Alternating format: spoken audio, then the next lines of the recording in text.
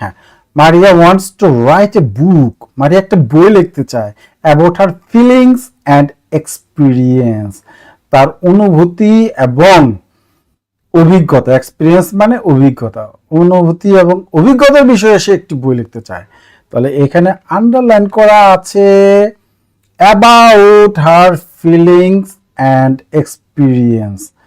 তাহলে কি বিষয়ে বই লিখতে চাই, কি বিষয়ে যদি আমরা প্রশ্ন করি তাহলে এই উত্তরটুকু পাওয়া যায় about her feelings and experience. তাহলে আমরা এখানে নিয়ে আসতেছি প্রথমে হোয়াট,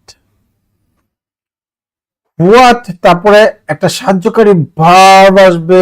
এখানে এই এস দেখে মারিয়া ওয়ান্টস, এই এস দেখে বোঝা যাচ্ছে যে এটা প্রেজেন্ট ইনডিফিনিট টেন্স। তাহলে যখন সাহায্যকারী ভার্ব থাকবে না তখন আমরা সবাই জানি যে ডো, ডাজ অথবা ডিড আসবে। যখন সাহায্যকারী ভার্ব থাকবে না তখন এই তিনটার একটা আসবে। সাবজেক্টের পরে ভার্বের যদি প্রেজেন্ট ফর্ম থাকে তাহলে ডো অথবা ডাজ আসবে, এই দুটার একটা বসবে, বাছাই করব। আর যদি সাবজেক্টের পরে ভার্বের পাস্ট ফর্ম থাকে, এটা যদি পাস্ট ফর্ম থাকে তাহলে ডিড আসবে। এখন ডো, ডাজ, এই যে মারিয়া থার্ড পারসন সিঙ্গুলার, আমি তুমি ছাড়া ভাবে আছে যারা থার্ড পারসন তারা, তোমরা এটা জানো। তাহলে থার্ড পারসন সিঙ্গুলারের সাথে ডাজ আসবে, বা এখানে এজ দেখেও তুমি সিদ্ধান্ত নিতে পারবে যে এখানে ডাজ আসবে। তাহলে একটু ডিটেলস কথা বলে ফেললাম। এবার হোয়াট ডাজ মারিয়া, মারিয়া যেহেতু নাম তাহলে এটা ক্যাপিটাল লেটার হবে এমটা। হ্যাঁ, what does Maria want to write a book? আচ্ছা, এ বুক, শুরুতে এটার অর্থ হচ্ছে না। What does Maria want to write a বুক, মারিয়া কি একটা বই লিখতে চায়। না না না, ভালো হলো না। তাহলে উপায় কি, হোয়াট কাইন্ড অফ বুকস যদি নিয়ে আসি তাহলে অর্থ ভালো হয়। আচ্ছা, তাহলে অর্থ ঠিক রাখার জন্য এখানে আমরা কি করব, এটা পরিবর্তন হবে। হোয়াট কাইন্ডস অফ বুক, কি ধরনের বই, তাহলে কিছু ব্যতিক্রম তো থাকবেই। তাহলে হোয়াট কাইন্ড, এটা মনে রাখতে হবে, হোয়াট কাইন্ড অফ বুকস, কি ধরনের বই। হোয়াট কাইন্ড অফ বুকস, কি ধরনের বই। What kind of books does, what kind of books না দিয়ে এখানে যেহেতু এ বুক তাহলে এখানে বুক হবে। হোয়াট কাইন্ড অফ বুক, কি ধরনের বই। Does Maria want to write,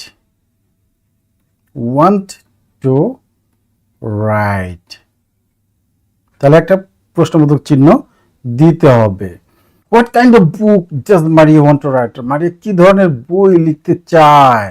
এবার অর্থ ঠিক আছে, এই প্রশ্ন করলে এটার উত্তর হয় about her feelings and experience, তার অনুভূতি এবং অভিজ্ঞতা নিয়ে।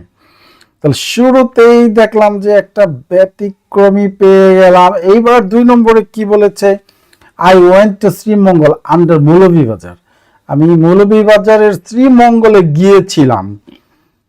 তাহলে এটা প্রশ্ন কি হবে, এই যে ওয়েন্ট সাবজেক্টের পরে ভার্বের পাস্ট ফর্ম আছে, সাহায্যকারী ভার্ব নাই, তাহলে তো দেখতে হবে সাবজেক্টের পরে ভার্বের কি ফর্ম আছে। পাস্ট ফর্ম আসলে did.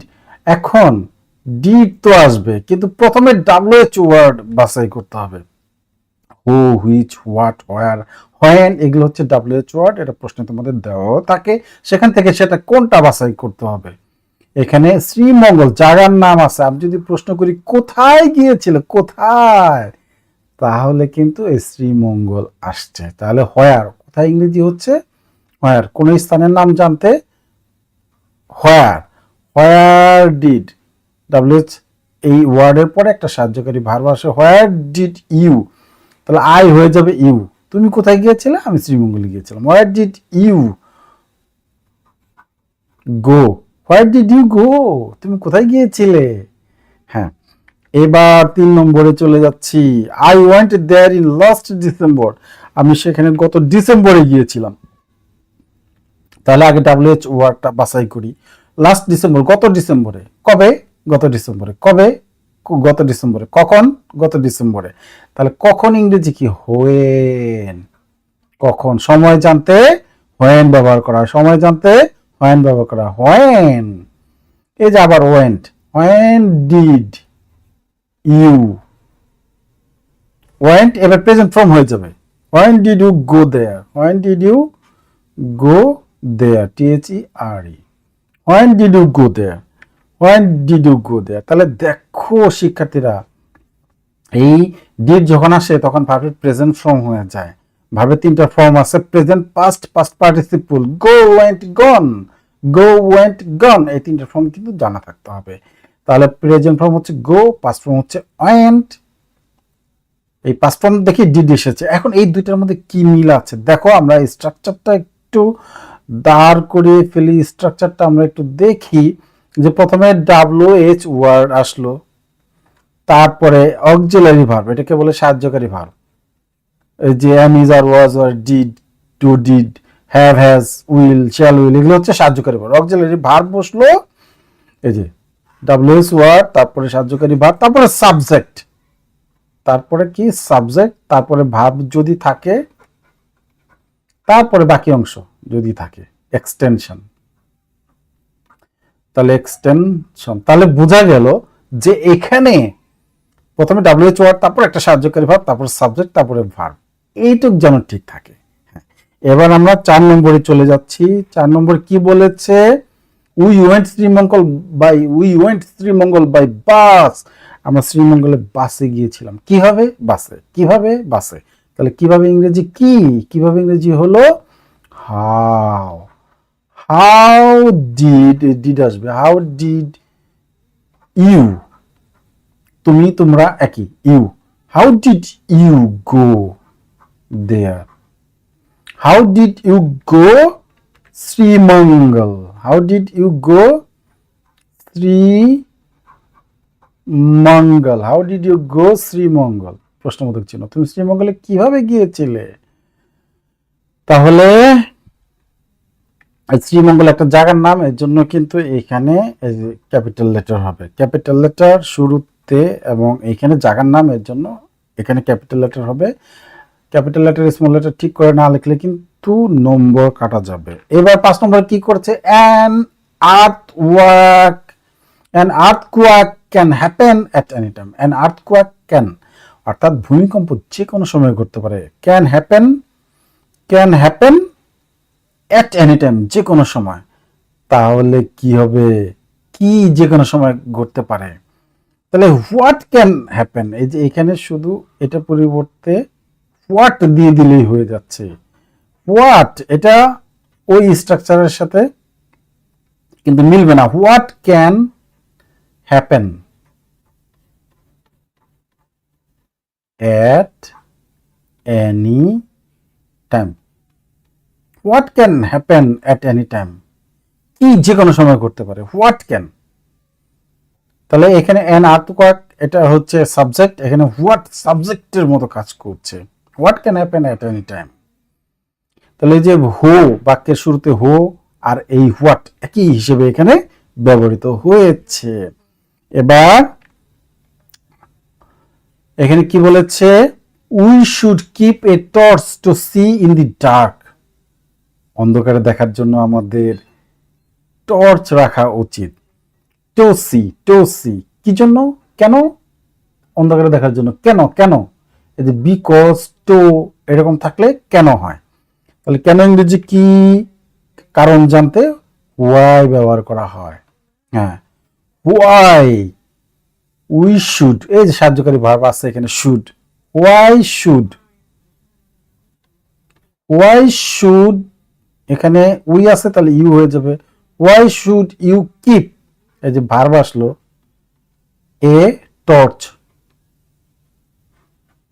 Y should you keep a torch? তোমার কেন একটা টর্চ রাখা প্রয়োজন? এবার the passage is about cyclone Aila, অর্থাৎ এই প্যাসেজটা হচ্ছে সাইক্লোন আইলার বিষয়ে। কি বিষয়ে? সাইক্লোন আইলার বিষয়ে। তাহলে কি এর জন্য হোয়াট আসবে? ডাব্লিউএস ওয়ার্ড যেহেতু পেয়ে গেছি, এটা আগে লিখি। হোয়াট এই সাহায্যকারী ভার্ব আছে। What is the passage? What is the passage? What is the passage about? What is the passage about? অর্থাৎ এই প্যাসেজটা কি বিষয়ে? 8 নম্বরে কি বলেছে? Babul and his family live on the island of Dublar Char. Dublar Char আইল্যান্ডে বাবুল এবং তার পরিবার বাস করে। তাহলে এইখানে প্রথমে কি? এখানে ব্যক্তি, এর জন্য আমরা কি দিয়ে দেব? হু। জাস্ট হু লিখে বাকিটুকু অপরিবর্তিত ভাবে লিখে দিলেই হবে। Who live on the island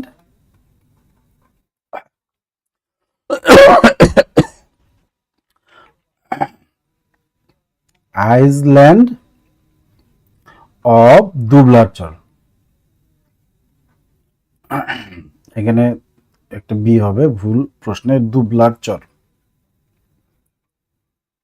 দুবলার চর, এখানে ডি এবং সি দুটি বড় হাতের হবে। তাহলে এইখানে আমরা দেখলাম যে প্রথমে যদি ব্যক্তি থাকে তার পরিবর্তে হো দিয়ে বাকিটুকু অপরিবর্তিত ভাবে দিয়ে দিলেই হয়ে যাচ্ছে। এবার আমরা চলে যাচ্ছি 9 নম্বরে। 9 নম্বরে এখানে কি বলেছে? দি স্কাই ওয়াজ সানি, আকাশ ছিল রৌদ্রোজ্জ্বল। কেমন ছিল? কেমন ছিল? রৌদ্রোজ্জ্বল। তাহলে কেমন ইংরেজি কি? হাউ। হাউ। এখানে আমি দেখি সাদা কালি নেই। হ্যাঁ, সাদা কালি পেয়ে গেছি। তাহলে হাউ। হাউ ওয়াজ, এই যে ওয়াজ, হাউ ওয়াজ দি স্কাই। হ্যাঁ, প্রশ্নবোধক চিহ্ন দিলেই হয়ে গেল। How was the sky. হ্যাঁ, এবার চলে যাচ্ছি 10 নম্বরে। Babu's father had a grocery shop. আবার প্রথমে ব্যক্তি পেয়ে গেছি, তাহলে তো কোনো সমস্যা নেই। Who had a grocery shop. Who had a grocery shop, প্রশ্নবোধক চিহ্ন। তাহলে প্রথমে ব্যক্তি পেয়ে গেলে তার পরিবর্তে হু দিয়ে বাকিটুকু অপরিবর্তিত ভাবে লিখে দিলেই হয়ে যাচ্ছে। এখানে খুব সহজেই হয়ে যাচ্ছে। এবার 11 নম্বরে কি বলেছে?